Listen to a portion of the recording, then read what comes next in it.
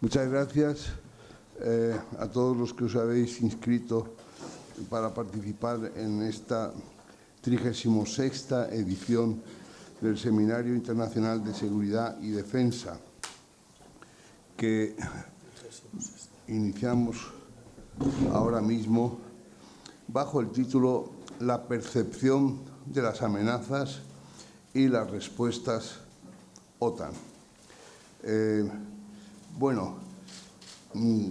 Tenemos que inmediatamente tomar la palabra para inaugurar esta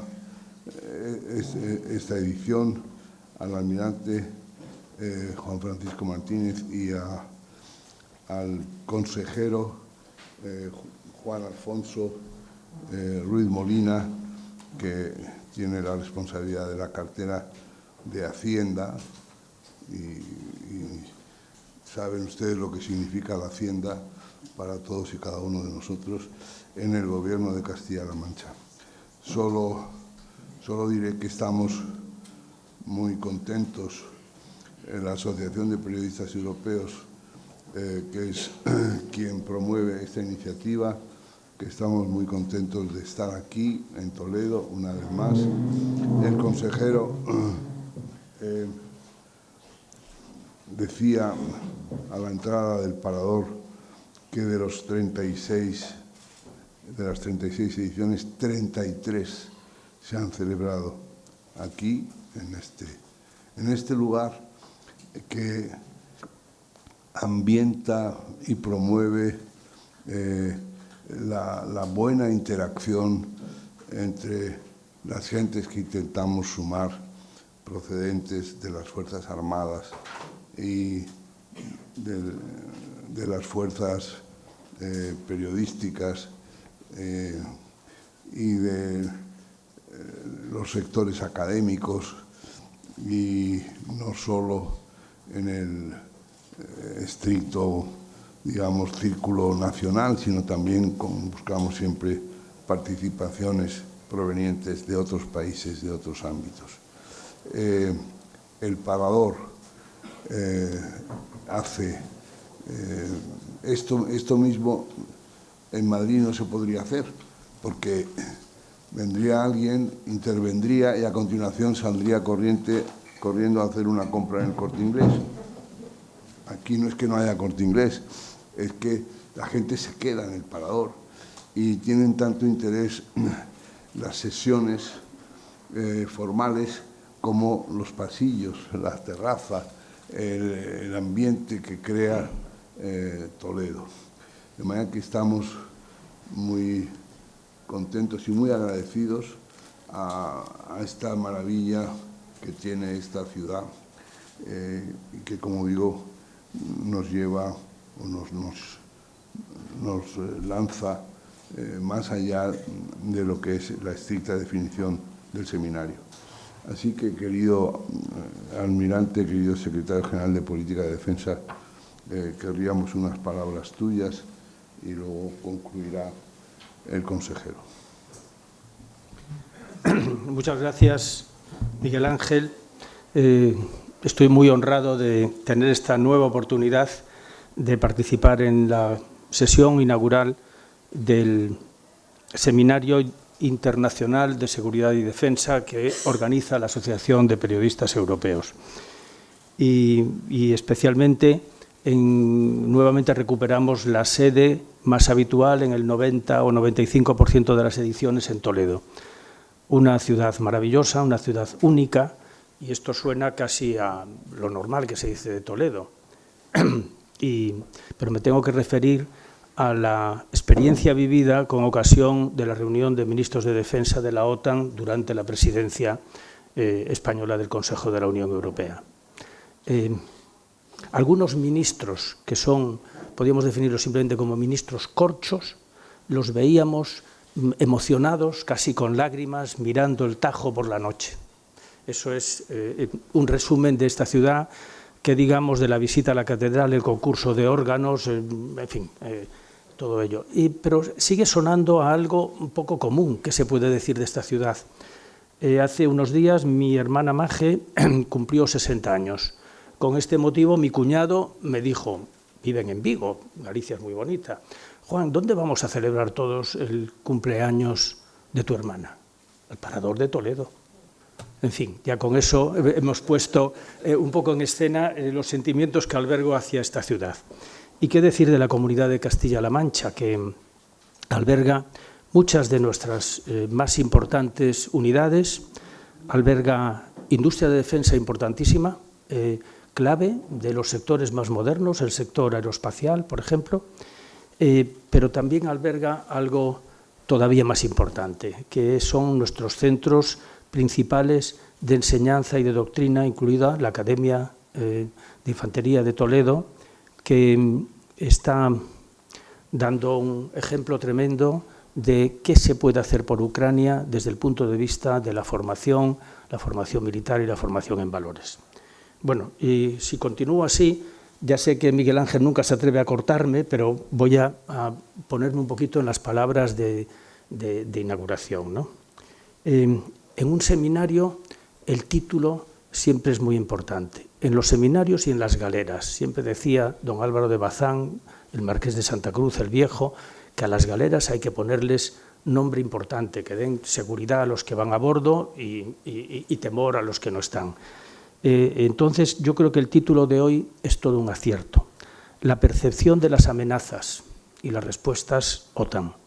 Me quedo con la primera parte, la percepción de las amenazas, porque sé que hay varios contertulios y otros ponentes que van a hablar mucho de las respuestas OTAN. La percepción de las amenazas nos lleva a que siempre hay notables diferencias entre la realidad de las amenazas y cómo las percibimos. Y ahora hay una percepción, por la crueldad de algunas guerras tan cercanas y tan inmediatas, sean en Ucrania o en Gaza. Desgraciadamente nunca ponemos la misma mirada en Sudán o en otros lugares, que nos ha hecho pensar mucho en las amenazas, pensar mucho en el sistema de vida que tenemos y, por tanto, dar todos en común un impulso enorme a prepararnos mejor, a preparar una defensa que en España llevaba bastantes décadas, 2 o 3 décadas, un tanto desatendida. No desatendíamos la renovación de sistemas, de forma que con unos pocos sistemas nuestra gente estaba adiestrada en las tecnologías de vanguardia, pero no teníamos fondo de armario. Es como los alcaldes en crisis que no hacen alcantarillas, sino inauguran el reloj del consistorio, un poco parecido. Ahora resurgen las tensiones geopolíticas y nos preocupan muchísimo.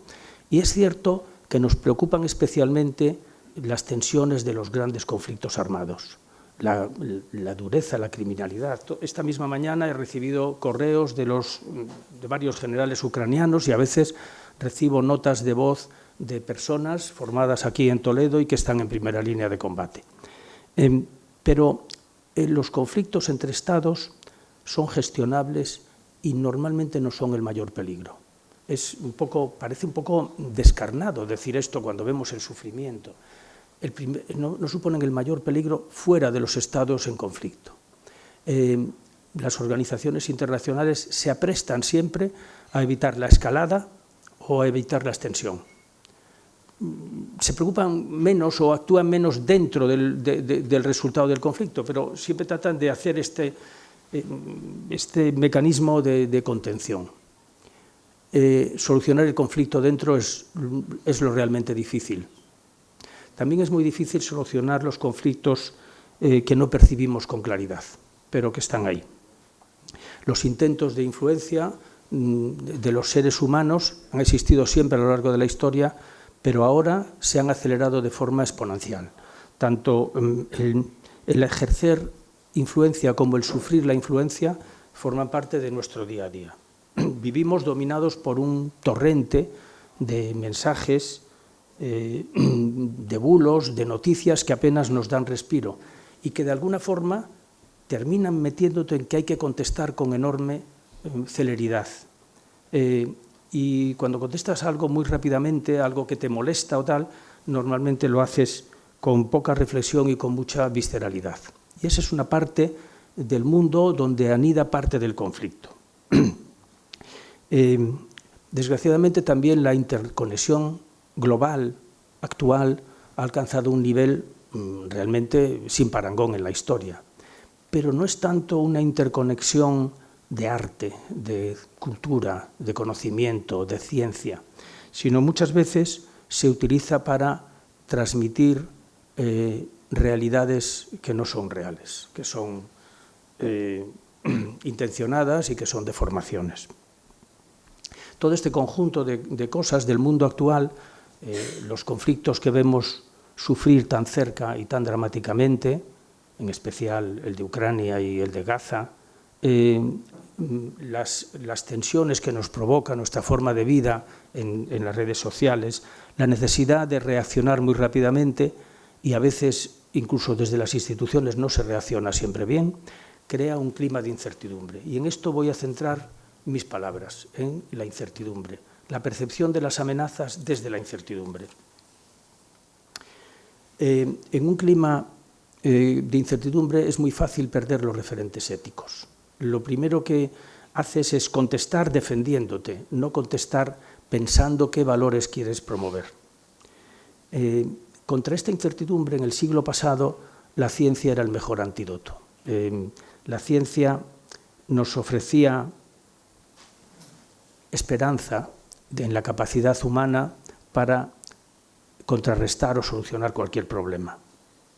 En el ámbito militar nos permitía la ciencia, en el siglo pasado, asegurar que nuestro planeamiento de fuerzas era coherente, era sólido, era real. Por ejemplo, el planeamiento por amenazas. Durante toda la Guerra Fría se planeó por amenazas. ¿Qué tiene el enemigo? ¿Qué debo tener yo para contrarrestarlo? Era un planeamiento reactivo, pero muy preciso. Luego de este enemigo o este competidor asertivo y localizado, pasamos a que los retos de seguridad percibíamos que ya venían de todas direcciones, de cualquier dirección. Y entonces tuvimos que cambiar el planeamiento de amenazas a un planeamiento por capacidades. ¿Qué quiere decir? Que es un planeamiento que no tiene un sesgo unidireccional, que por tanto no es tan reactivo contra única amenaza, sino trata de centrarse en que las capacidades propias de las Fuerzas Armadas sean completas.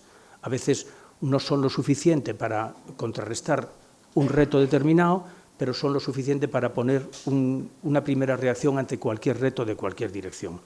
Es un planeamiento más propositivo, pero más difícil de llevar a cabo. Se compite, bueno, vamos a ver, estos sucesos son más peligrosos, pero estos ocurren con mayor frecuencia. Peligrosidad y frecuencia, junto a cuáles son las capacidades militares esenciales, es lo que conforma el moderno planeamiento por capacidades. Y estábamos contentos. En época, con el coronel Calvo también a mi lado, pues fui un poco el director en el Estado Mayor de la Defensa durante unos 4 años de este concepto de planeamiento. Pero no nos pudimos quedar ahí. El viaje del planeamiento militar no ha terminado ni va a terminar. En primer lugar, por estas circunstancias que mencionaba antes de la situación en Internet. Incluso ahora, con la inteligencia artificial, el combate en la guerra gris, que podríamos estar llevándonos a combatir a un ente inexistente. A mí la palabra avatar, cuando voy al diccionario de la Real Academia, veo más bien la palabra avatares, no están de mi época, tal, pero está lo del avatar. Vamos a estar combatiendo un avatar, porque es muy difícil hacer la atribución de los ataques que estamos teniendo en la zona gris. Y tampoco se queda solo en esto, tenemos una nueva duda tremenda por el espectacular e inquietante auge del conflicto entre enjambres y plataformas, que también nos hace dudar cuál es el planeamiento militar. Los enjambres son sistemas muy baratos, repetitivos, todos iguales, que pueden causar un daño determinado. Y las plataformas son sistemas valiosos, flexibles, sirven para muchas cosas y son muy caras. Este debate lo ha habido siempre, cuando el acorazado y los torpederos, que eran muy baratos, pero podían hacer hundir un acorazado. Lo hubo hasta la llegada de los grandes portaaviones, de los grandes grupos de combate, donde la plataforma se impuso. y ahora resurge con los drones sean aéreos, que son los más conocidos, pero también los hay acuáticos, subacuáticos. Hoy en día el Golfo Pérsico es, por ejemplo, un mar de drones. Bueno, pues todo esto nos hace reposar nuestro planeamiento en montones de dudas. Ponemos unas Fuerzas Armadas muy basadas en enjambres o más en plataformas. Incluso el avance científico ya no es igual, ya presenta incertidumbres. Siguiendo al maravilloso Eduardo Punset o también al profesor Javier Tejada, nos dicen que hoy en día la característica de la ciencia es el avance de la incertidumbre, que la ciencia ya no puede ofrecer certezas y que como consecuencia, esto es muy interesante lo que dicen los científicos, doctores honoris causa por la Universidad de Nueva York, como consecuencia ello nos conduce a la soledad en las instancias con responsabilidades de dirección. Es un debate muy interesante de cómo en la antigüedad los debates, los políticos, los médicos, los científicos se apoyaban en la ciencia, pero ahora la ciencia te ofrece incertidumbre. Añoramos esos tiempos en que el conocimiento se asentaba en la certeza. Pero la ciencia contemporánea ya no es capaz de mantener esa actitud, un tanto quizá arrogante de los científicos, porque ya no está en posición de irrebatibles verdades. El avance científico moderno, por muy espectacular y pretencioso que sea, y parece que la tecnología de hoy ha cambiado el 5G al 6G, no tiene nada que ver con la de hace solo 6 meses, es sin embargo un avance de trayectoria sinuosa, un avance en el que son muy frecuentes las revisiones y los retrocesos. Todos vemos qué vamos a hacer con la Internet, cómo la vamos a gobernar, qué vamos a hacer con la inteligencia artificial. Hay como un avance tremendo, esto es una maravilla, nos va a quitar trabajo o nos va a quitar esfuerzo, pero rápidamente se produce una sensación de que vamos a pensarlo, vamos a retroceder.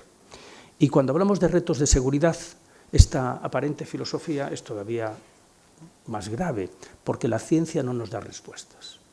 No nos da las respuestas en tiempo. Las respuestas científicas para evaluar el impacto de un misil hipersónico que hay que interceptarlo. Hasta ahora los misiles balísticos los interceptamos a una velocidad de 19 veces la velocidad del sonido. Y ahora se multiplica eso por 2 o por 3. ¿Cómo reaccionamos? ¿Cómo reaccionamos ante los mecanismos, el nuevo auge de los mecanismos stealth? O sea, de los equipamientos militares furtivos que no detectas. Bueno, pues la ciencia no nos da las respuestas, va con mucha prudencia y tarda mucho en dar.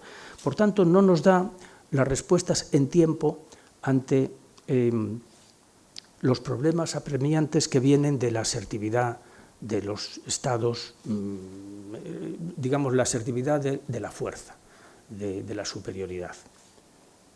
Los retos de seguridad que nos presentan los países muy fuertes, la ciencia no nos lo da. Y tampoco nos da la ciencia o la psicología suficientes respuestas ante los retos de seguridad que vienen de los débiles, de aquellos países o comunidades con las que no hemos tenido a las que no hemos tendido suficientemente la mano y que por tanto hemos considerado casi siempre como ciudadanos de segunda y por tanto hemos sembrado en ellos el germen del odio. No justifica los ataques execrables terroristas, pero no hemos sabido tomar las medidas en tiempo suficientes para no generar ese odio de considerar a ciudades, a comunidades, a pueblos, a países como de segunda división. ¿Cómo gestionamos esa incertidumbre, tanto la que nos provocan intencionadamente grandes potencias como la que arraiga en situaciones de miseria o de desgobierno?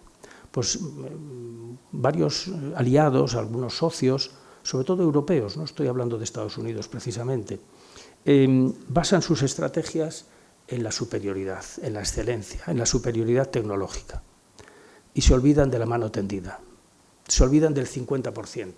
Las estrategias españolas, podéis leer la Directiva de Defensa Nacional, que está plenamente vigente, la de política de defensa, siempre es una especie de yin y yang, un balance entre tenemos que alcanzar una cierta superioridad, una notable superioridad para garantizar la disuasión y no tener que recurrir a la defensa, pero también para garantizar la defensa si hay que recurrir a ella, pero tendremos que tender la mano. A los militares nos enseñan siempre que gestionar esto es una cuestión de método a lo que nosotros llamamos doctrina, de voluntad y de flexibilidad. También sabemos que nuestra defensa solo puede sostenerse sobre una base de sólidos valores humanos y ciudadanos, a los que los españoles, particularmente, también portugueses e italianos, no sé por qué, en esta zona romanizada, unimos el respeto y la empatía con las sociedades donde desplegamos. Es cuestionando nuestros valores morales donde las nuevas amenazas que nos cuesta tanto percibir intentan ejercer su efecto más corrosivo. Intentan separar al ciudadano de sus instituciones, que es la primera garantía de éxito para ellas. Y es ahí donde con seguridad debemos dirigir la principal prioridad de nuestra defensa nacional. O sea, estamos hablando de que la principal prioridad de la defensa nacional es la conciencia de defensa. Y a la conciencia de defensa no se me ocurre que se pueda contribuir mejor que como lo viene haciendo la Asociación de Periodistas Europeos con 36 ediciones de este foro para aumentar nuestra cultura y conciencia de defensa. Por eso, a la Asociación de Periodistas Europeos, y con esto termino, muchas gracias.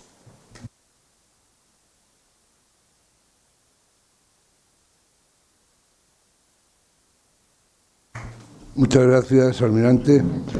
Creo que estas palabras, que hubieran podido ser de pura cortesía,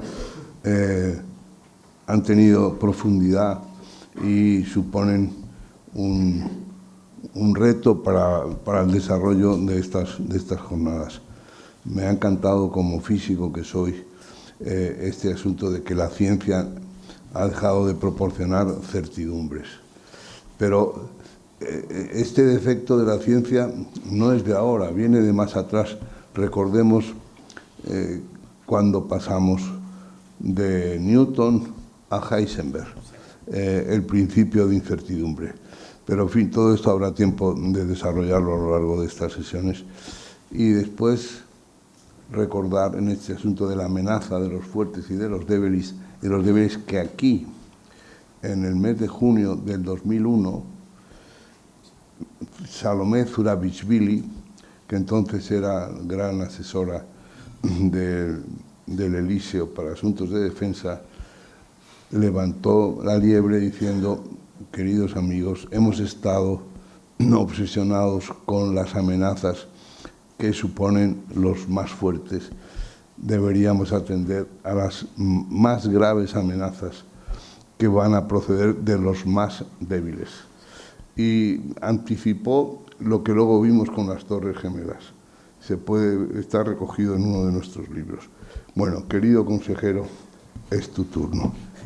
Has tomado ya un ambiente de gravedad que te pone el toro en suerte, ¿vale?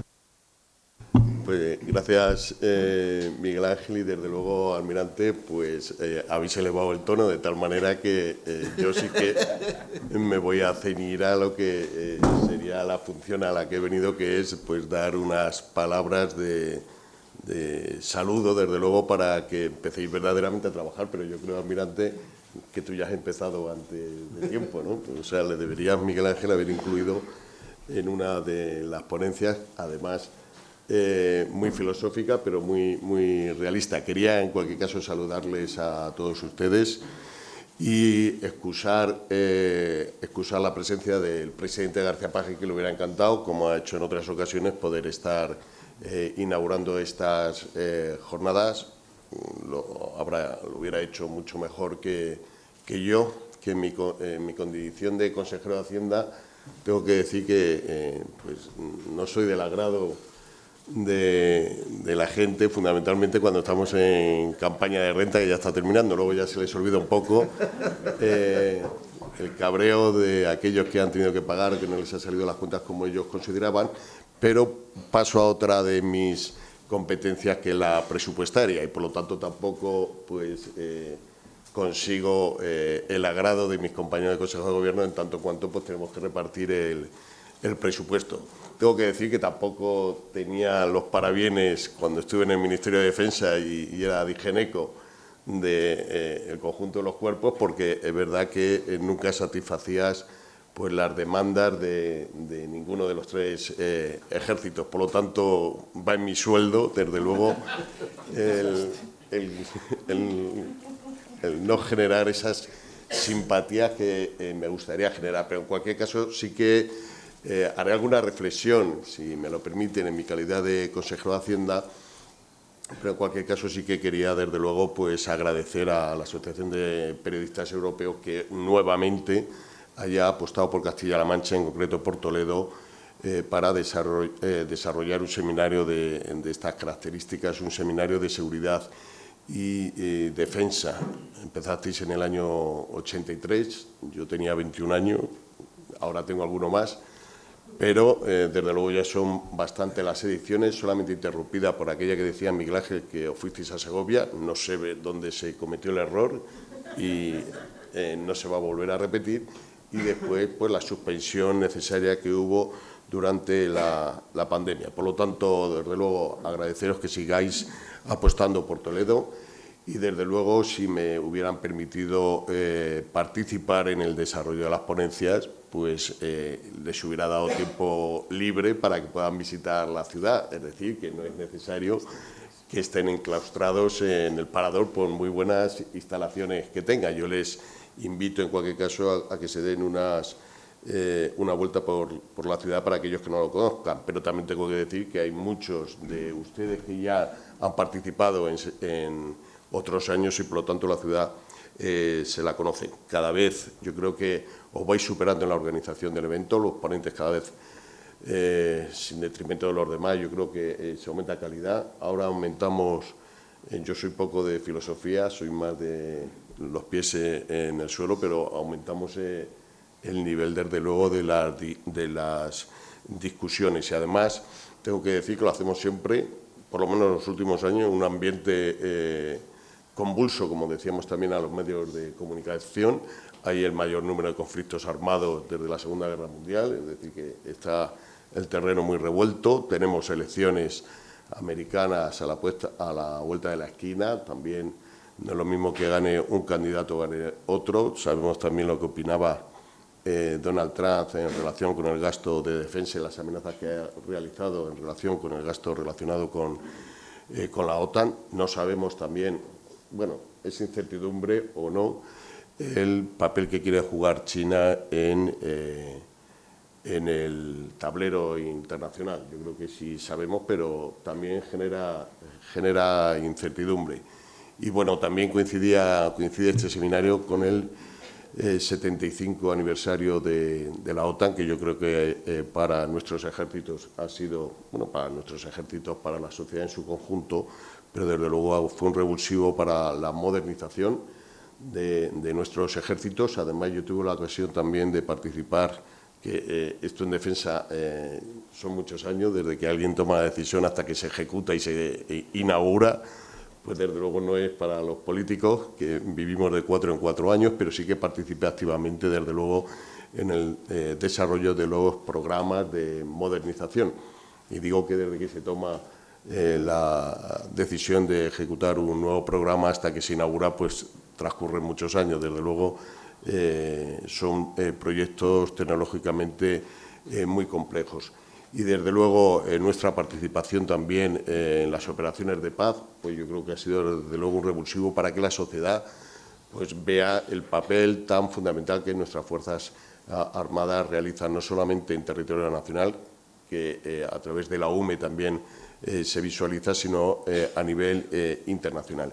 Y por eso hay consenso, yo creo, también en la necesidad de aumentar nuestro gasto de defensa, digo, consenso en la sociedad, de aumentar el gasto de defensa, incluso un compromiso por parte del Gobierno de incrementarlo hasta el 2% del PIB, creo recordar, hasta el año 2029. Es verdad que partimos de cifras en relación al PIB, pues muy por debajo de lo que sería la media de los países aliados. Por lo tanto, el esfuerzo que tiene que realizar el Gobierno es mayor, teniendo en cuenta también que la tarta del gasto público hay que distribuirla entre todas las políticas. Por lo tanto, es un reto. Pero bueno, yo creo que es un reto menor en la medida que, como digo, hay consenso social en aumentar las capacidades de nuestros ejércitos, y lo que falta también es un consenso político para reconocer que la política de defensa es una política de Estado, como lo ha sido siempre, y por lo tanto también que los dos grupos más importantes que están en el Congreso se pongan de acuerdo en la necesidad de incrementar ese gasto militar. Un gasto militar que, desde luego, hay que contemplarlo desde dos perspectivas. Así lo hemos intentado,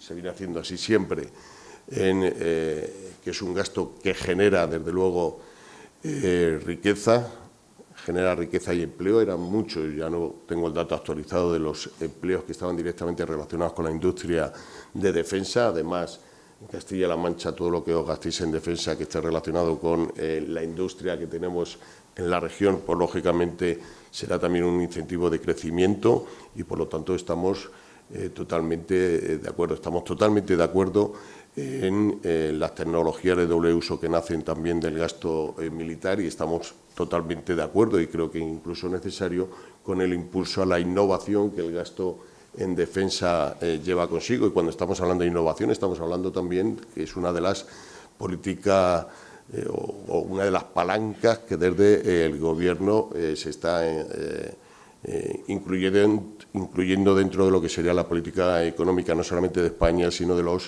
el resto de los países. Y yo, cuando hablo de industria militar, pues siempre me permito determinadas licencias, que es lo mismo que si pudiera hacerlo para Castilla-La Mancha. Necesitamos una industria europea, independiente de la que pudieran ser los americanos, o, dicho de otra manera, necesitamos una política de adquisiciones propias, que es verdad que tiene que ser interoperable con el resto de los países de la OTAN, y desde luego en relación con la industria americana, que no hay que desecharla, pero sí que tiene que haber cierta reciprocidad en los intercambios de material, fundamentalmente, y eso lo digo en mi faceta de responsable del presupuesto, que a mí me gusta que todos los impuestos que se pagan en la región pues terminen en la región a través del gasto público, y si estamos hablando de gasto militar y estamos hablando de España, estamos hablando de Europa, sería importantísimo que todos los recursos que se ponen a disposición de la política de defensa pues quedaran, en la medida de lo posible, en nuestros territorios. Esa sería, lógicamente, pues una visión del gasto militar. La otra, lógicamente, la de aumentar nuestras capacidades, el sentirnos más seguros, más libres, digamos, consolidar nuestras democracias, y en ese sentido pues tampoco existe ninguna duda por parte de la sociedad. Hay una segunda reflexión que quería hacer en relación con el gasto de defensa, y se lo estaba comentando a Digenpol, teniente general, hace unos minutos, y es que ya desde 2024, es que lo decíamos porque hemos vivido también desde el punto de vista financiero pues unos años, digamos, que no se compadecen con la realidad, pero que ha sido consecuencia de la pandemia. Por lo tanto, estar suspendidas las reglas fiscales nos ha beneficiado a todos. Pero desde el año 2024, desde este mismo año, pues ya están en vigor las reglas fiscales, es decir, que los Estados de la Unión Europea tenemos que sujetarnos a un déficit máximo del 3%, a unos niveles de endeudamiento también limitados, y algo que me repite constantemente la presidenta de la Autoridad Independiente de Responsabilidad Fiscal, que nos tenemos que sujetar o someter a la regla de gasto, es decir, a que el gasto público en el ámbito de la Unión Europea no pueda suponer para cada uno de los Estados un determinado porcentaje. Actualmente está en el 2,7.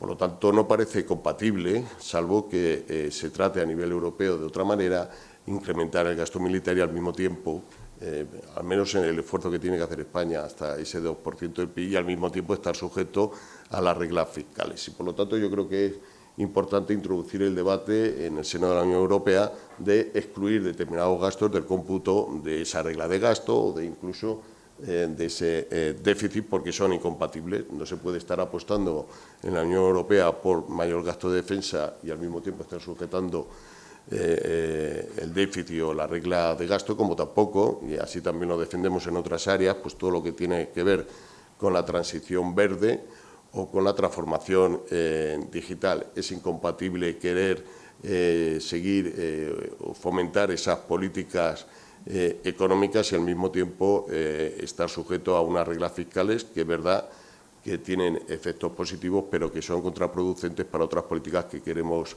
desarrollar. Por lo tanto, yo creo que ese debate en el seno de la Unión Europea se tiene que realizar, fundamentalmente porque sí que estamos de acuerdo en que queremos una política europea común. Eso exige mayor gasto en defensa y, lógicamente, desde luego hay que pelear dentro del margen del que dispongamos para que ese tipo de gasto pues no compute en esas reglas fiscales. Y ya me decía también el DGPOL que pues hay movimientos en ese sentido para por lo menos suavizar ese cumplimiento en relación con determinados gastos. Y luego también hay otro aspecto que está muy relacionado también con el gasto de defensa y también con el ámbito de las competencias que yo tengo, que es la necesidad de hacer frente pues, a las nuevas amenazas, en este caso que ya no son nuevas, porque esto pasa muy deprisa, de índole tecnológico, con todo lo que tiene que ver con las amenazas en materia de ciberseguridad. Y en ese sentido yo creo que, en mi humilde opinión, debe ser una política que no es o no debe ser exclusiva del Ministerio de Defensa, que debe ser, en cualquier caso, compartida por todas las administraciones, por todos los niveles de administración, que debe ser compartida con el sector privado, por supuesto, y que debe ser compartida con la sociedad a través de una concienciación. Y yo creo que aquí, al menos en Castilla-La Mancha, estamos trabajando en una estrategia de ciberseguridad que, al igual que se hace en sanidad, queremos que sea preventiva, ¿no? Para tener conocimiento cuanto antes de la amenaza que pudiéramos tener en materia de ciberseguridad y, desde luego, atacarla lo más pronto posible. Y en ese sentido yo creo que el Ministerio de Defensa, que lo debe liderar, pero desde luego en coordinación con el conjunto de las administraciones. Bien, son muchas las aristas. A hablar de defensa, pues prácticamente tocamos todas las aristas, pero es verdad que todas ellas están muy relacionadas con lo que hacemos de manera puntera o intentamos hacer de manera puntera en el conjunto de las administraciones, en el conjunto de los gobiernos. Por lo tanto, hablar de defensa, por eso es política de Estado, no solamente es hablar de mayores capacidades, sino también el efecto que tiene el gasto militar y, desde luego, tecnológico en el conjunto de la sociedad.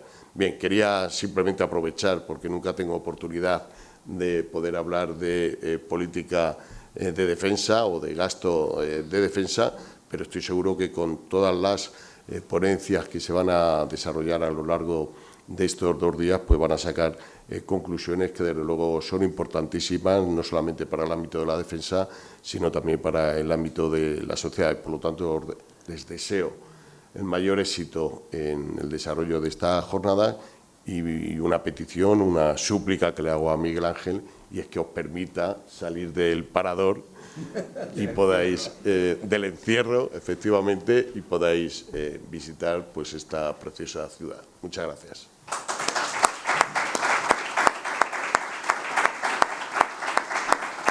Ya nos vamos. Muchas gracias. Y enseguida, en unos minutos, damos paso a la primera sesión de trabajo y para que suban aquí los ponentes y todo lo demás. Mientras tanto, decirles que, como todos los años, se ha editado el seminario anterior y tienen ustedes, me parece, en todos se ha repartido y lleva por título el libro, el mismo que tuvo el seminario, El nervio de la guerra y el músculo de la paz, y realmente se lo recomiendo a ustedes con toda fuerza porque creo que les va a interesar mucho. Muchas gracias. Miguel Ángel, yo he cogido el libro sin permiso porque como soy de Hacienda algo me tengo que llevar, ¿no?